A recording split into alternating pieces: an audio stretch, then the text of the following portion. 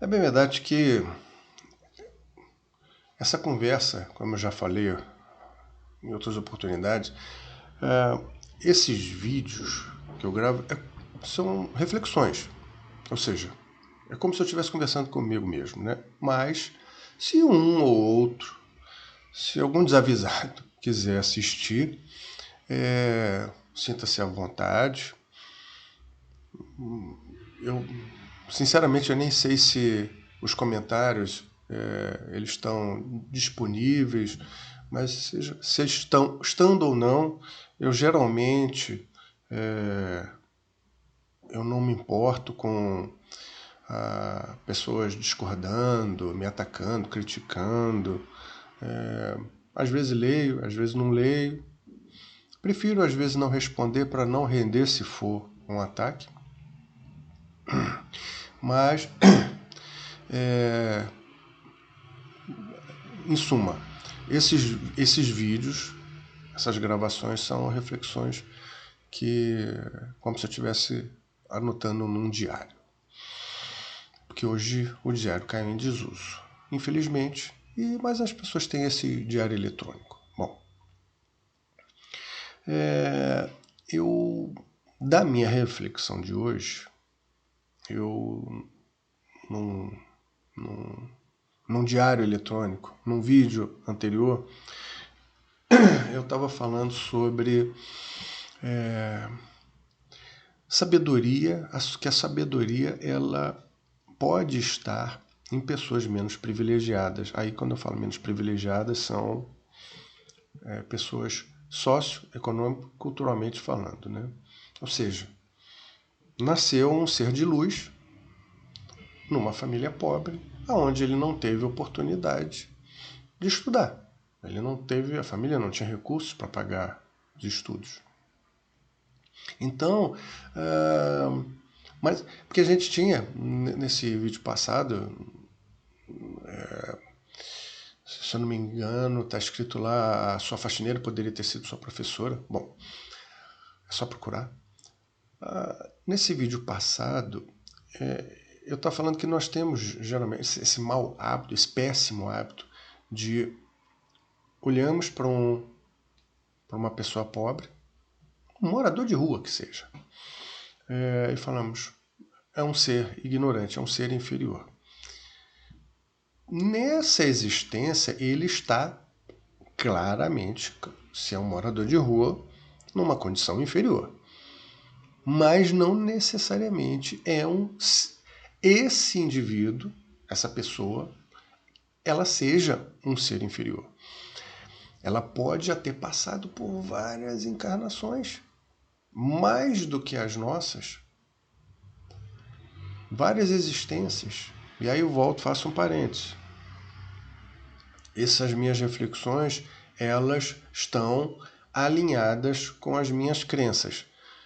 Eu sou espiritualista, então eu acredito em múltiplas existências, a pluralidade das existências.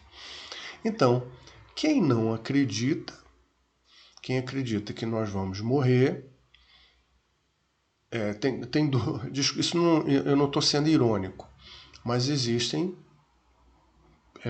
linhas de pensamento, existem os totalmente materialistas, os ateus, que acham que nós vamos morrer, viramos pó e acabou. É claro, a carne, ela perece, ela acaba.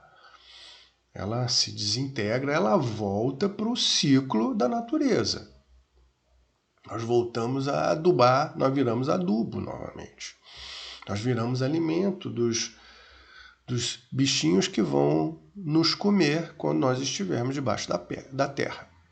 E aí há aquele ciclo, porque o bichinho come, depois ele vai ter que entrar um processo de excreção. Então, aí esse é o nosso fim da carne. Mas a nossa mente, o nosso espírito, ele é perene. Então, ele não cessará. Vamos lá. Existem.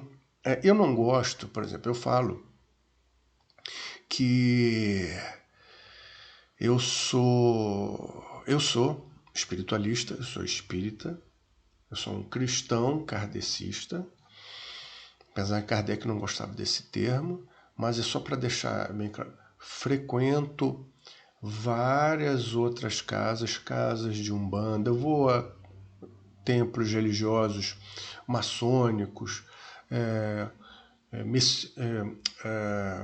messiânicos, perdão, muçulmanos, já fui a sinagogas, ou seja, acabei de falar muçulmanos, mesquitas. Então, porque eu acho que todos nós temos o direito de escolher o que seria, o que pode vir a ser o melhor para nós. Então, e eu vejo Deus, isso não que estou querendo ser piegas, não. Eu vejo Deus em várias coisas, em vários seres, em várias situações. Até no Espiritismo, peço perdão para os meus irmãos ferrenhamente kardecistas, não vejo diferença de um centro kardecista e um centro de Umbanda, porque nós todos lidamos com espíritos. Lá eles chamam na Umbanda eles chamam de entidades. Mas nós temos a figura do médium e essa comunicação. Então, o que acontece é que volto a falar, peço licença para os meus irmãos kardecistas.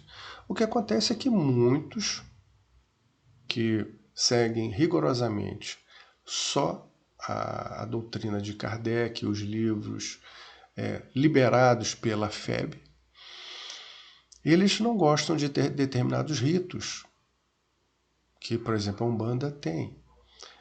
Essa questão o hábito de fumar, ele é condenável, de fumar e beber é condenável. Aí um kardecista entra num terreiro de Umbanda e fala, poxa, lá tem um médium fumando e bebendo cachaça. Isso é uma ritualística e aquela história. O médium, ele é um meio, essa deriva dessa palavra, de uma comunicação de um ser lá de cima, de um espírito lá de cima por debaixo. Se esse ser lá de cima, se nós temos os direitos aqui, encarnados, de fazer o que nós quisermos, eu volto a falar, fume, bebida alcoólica, são coisas condenáveis. Principalmente no abuso. Claro, aquela questão de beber para brindar, é um casamento, é um final de ano, entendeu? Um gole, 2 goles. A pessoa, um cigarro de menta e ela simplesmente está querendo mudar o hálito dela. Eu estou falando no abuso, as pessoas que são dependentes. Mas, se nós temos o direito de fazermos o que quiser, imagine, da mesma forma, os espíritos. Um espírito, ele tem personalidade? Se eu falo que nós temos uma multiplicidade, uma pluralidade de existências, esse espírito, essa mente, essa consciência, ela perdura. É claro que em determinados estágios, em determinados momentos, principalmente quando nós encarnamos, há um véu que é colocado sobre nós para que nós possamos aproveitar exatamente esse contexto. Porque se nós lembrássemos de todas as nossas existências, nós seríamos tendenciosos. E para algumas pessoas, se elas lembrassem do que fizeram no passado, provavelmente elas iriam congelar. Imagina carrascos, estupradores. Imagina você encarnar numa família, reencarnar numa família, onde você reconhece na figura do seu pai e no seu irmão os algozes da sua vida passada. Aqueles que perseguiram, estupraram, mataram sua mãe, suas irmãs, suas filhas.